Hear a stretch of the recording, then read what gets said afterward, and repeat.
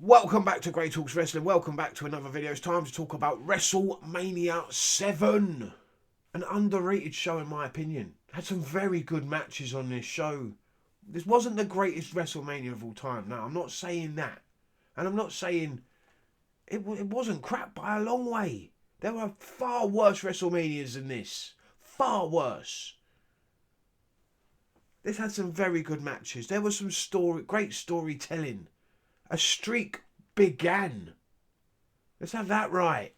So let's get into it now and let's talk about how good WrestleMania VII was and honestly could have been if they could have sold those tickets and held it at the Los Angeles Coliseum in a stadium rather than a rinky-dink arena.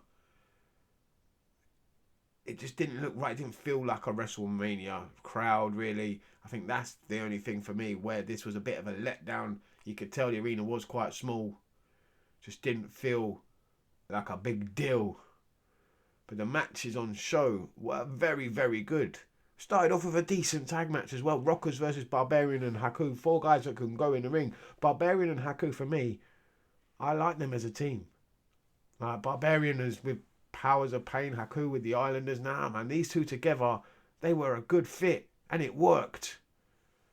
That's why they were a tag team for so long. It works. And then you've got the Rockers. How? They never got a title shot. How? They never held gold as a tag team, really. We never saw them on TV or in a pay-per-view ever challenged for a title. Criminal. Absolutely criminal that they never got that opportunity. Laughable, in fact.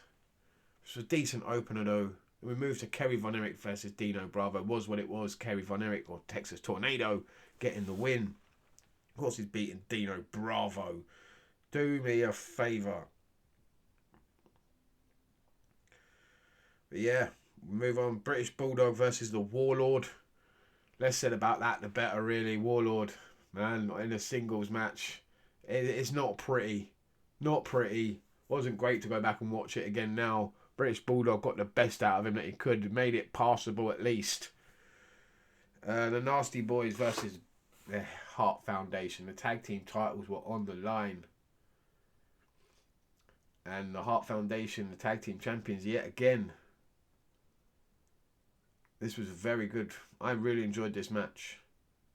Nasty Boys, a new heel tag team, managed by Jimmy Hart, found a way to cheat and get the victory. It was about time as well, because you knew, you could tell, you could see, even back then we knew, as when I was a kid, you knew that Bret Hart was going on to bigger and better things than being part of this tag team. You just knew he was.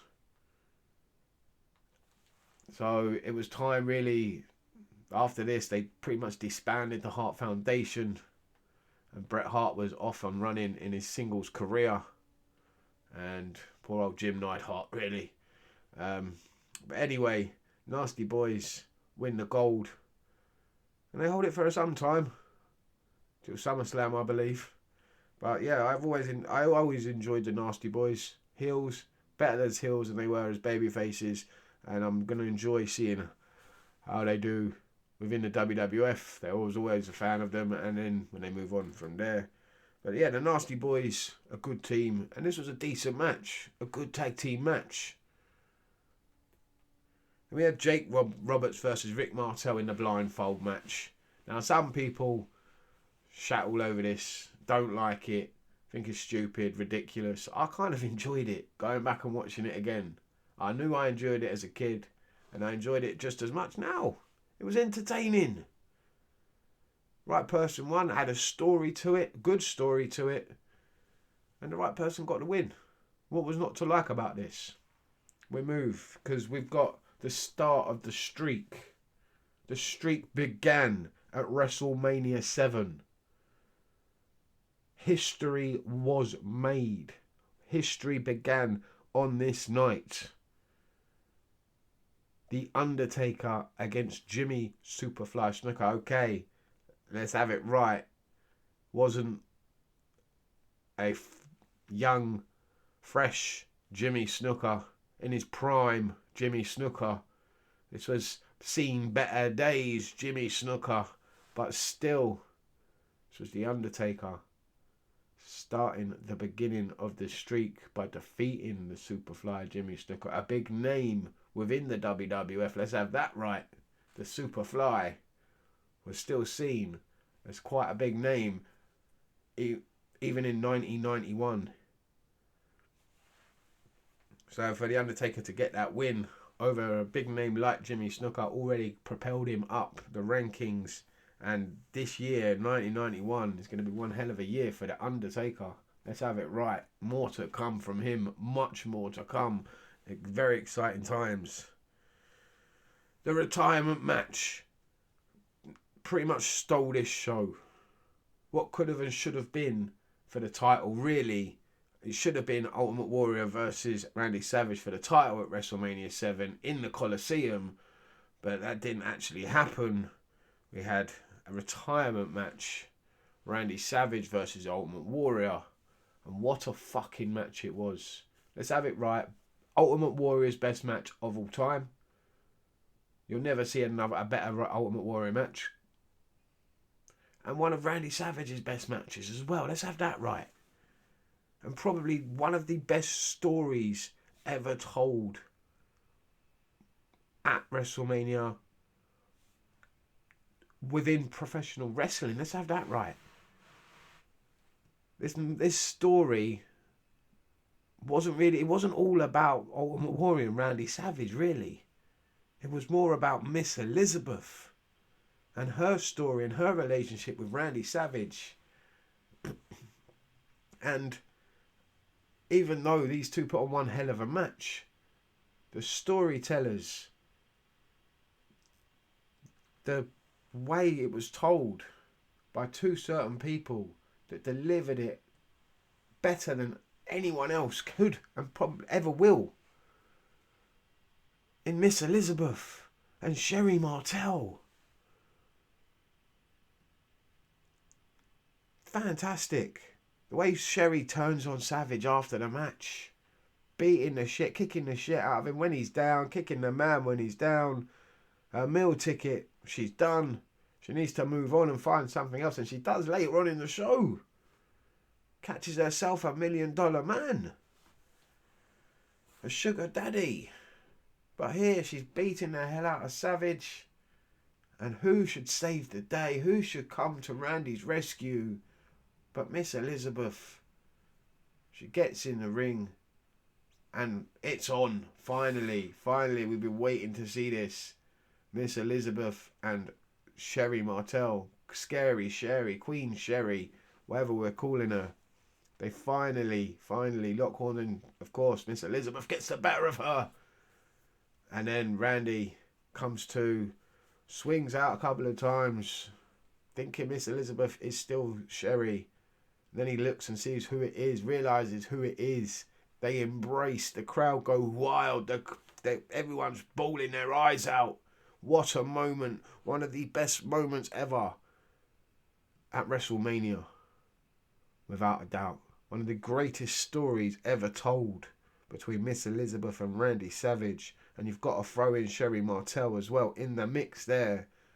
This story spanned, what, 5 years? The moment Randy Savage walked through the doors in the WWF and brought in Miss Elizabeth as his manager. From that day until this day at WrestleMania VII, what a story. And there was still more to come after this. Randy Savage's story and Miss Elizabeth's story, one of the best of all time in professional wrestling in the WWF, in my opinion. One of the best stories ever told. And the brilliance from all people involved. You've got to include Sherri Martel, Hulk Hogan. You've got to include George the Animal Steel, Ricky the Dragon Steamboat. You've got to include so many others that got involved throughout these years. It has been an epic story. One of the best of all time. And how it finished, we thought it finished here on this night. And it would have been perfect if it just finished there, really. They didn't need to carry it on after this, but they did carry it on after this. And we'll get down on that later on other shows. Let me tell you about that. But what a match it was and what a moment it was. But we move on to Demolition, Smash and Crush. Wow, they're really beating the hell out of this Demolition gimmick, man. These were sad days. They lost to the Japanese pairing of Tenryu and Kitawa. Wasn't a great match either. One interesting thing was a powerbomb. We rarely saw them back then, was a powerbomb. That was surprising. So, it was a nice thing to see, I suppose. Tenryu was pretty decent. Sleeper match, I've got to say, one that could have nearly stolen this show was the Intercontinental Championship match with the Big Boss Man against Mr. Perfect. What a match that was. Going back and watching it, I didn't really appreciate it when I was younger, but today, watching that match, bloody hell. Bloody hell. What a match. What a match. My favourite match, really, of the show, I must say. Nearly pipped Savage and Warrior for match of the show. My personal favourite, though, really. You felt Boss Man could have nicked it. But he's one of those guys, upper mid-card guys that never really truly got there as the babyface Boss Man in the early days to ever capture gold. So, Mr. Perfect was fantastic. Bobby the Brain Heenan did a great job in this as well. Andre the Giant, yeah, he's seen better days, but it was nice to see him out there. And, yeah, it was a good match, an enjoyable moment. Enjoyable segment, really enjoyed the match. Legion of Doom just squashed Power and Glory. That was funny. I thought they were going to actually do something with Power and Glory after their win against the Rockers, I believe it was. And you thought they're going on something, maybe challenge for the tag team titles, but that was squashed pretty quick. That was squashed within, 59 seconds. That's how long the match lasted, bell to bell. It was pretty much a clothesline, a power slam off the top rope. And then, hit the finisher, Doomsday Device, 1, 2, 3. It was all over. Another good story heading into this WrestleMania, underrated story, a story that had spanned quite a few years again, was that of Virgil and Ted DiBiase. I don't know why Roddy Piper really needed to get involved in this, but they felt the need to involve Roddy Piper into this, and he got really involved in this. Cost DiBiase the match. Virgil gets the win, and DiBiase takes his anger out on Piper, quite viciously in fact. And we see Sherri Martel, like I said earlier, get a sugar daddy, get a new meal ticket in Ted DiBiase, because she's kicked Randy Savage to the curb or vice versa, and she needs someone. So it might as well be Ted DiBiase, a good fit there in my opinion. And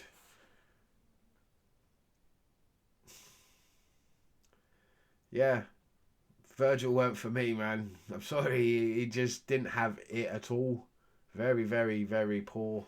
The match weren't that great. DiBiase carried him through it and was what it was, I suppose. But yeah, more what happened afterwards, where DiBiase just absolutely brutalised Piper's leg. That was brutal. You rarely see stuff like that back then. Rarely. It was nice to see something like that on a show like this. They let it all go completely. And yeah, you thought they were heading on for a feud between DiBiase and Piper at some point, but we never really got that. If my memory serves me correctly, we never really got a DiBiase Piper feud. So it's a shame, really. The Mountie beat Tito Santana in a quick 1-minute match. Cheated to win, used his cattle prod and rolled him up. 1, 2, 3. Poor old Tito. He's soon off to become a matador and come back in green tights. That's going to be fun to see. Then we get the main event. Hulk Hogan versus Sergeant Slaughter. United States versus Iraq. All because of this Gulf War. They felt the need to have Sergeant Slaughter defect to Iraq and join up with Saddam Hussein, and it was absolutely ridiculous. And the fact that Hulk Hogan was yet again in the title picture in 1991 was absolutely ridiculous. Like I said, should have been Savage and Warrior fighting for the title. But we didn't get that. No, we didn't. We got Sergeant Slaughter versus Hulk Hogan in the main event. It wasn't a bad match. Highlight was Hulk Hogan getting busted open. You rarely saw that. It's another thing you rarely saw back then. Said it a few times on this show. You rarely saw anyone bleed, anyone get juice in the WWF back then. It was a big no-no. Rarely ever happened. So that was a nice surprise. And yeah, it wasn't one of Hogan's worst matches. Wasn't one of his best matches. Middle of the road. I thought Slaughter did a good job. General Adnan really annoyed me. Just wait for Colonel Mustafa to rock up. That's going to be fun. Yeah, I wasn't about this Gulf War, Sergeant Slaughter, Saddam Hussein, Iraqi war stuff. No, man, this weren't for me. This is what ruined WrestleMania VII, in my opinion. Let it down, in my opinion. Was the main event, was the fact that Hulk Hogan was yet again the champion. I wouldn't have minded Sergeant Slaughter actually beating him, to be honest with you. Because I don't want to see another... By now, you don't really want to see another run with Hulk Hogan as the champion. Yet again. Luckily, it doesn't last that long. This run, from now until when he drops the title at Survivor Series, yeah, man, it's not that great. Let's have it right. It's probably his poorest run of the ones that he does have as a WWF champion. That's a fact. Anyway, let me know what you think down below. Thanks for watching Grey Talks Wrestling. And yeah, it's been a long one. But I'll be back again very soon for another retro pay-per-view review from 1991. Let's do it. Super Brawl up next.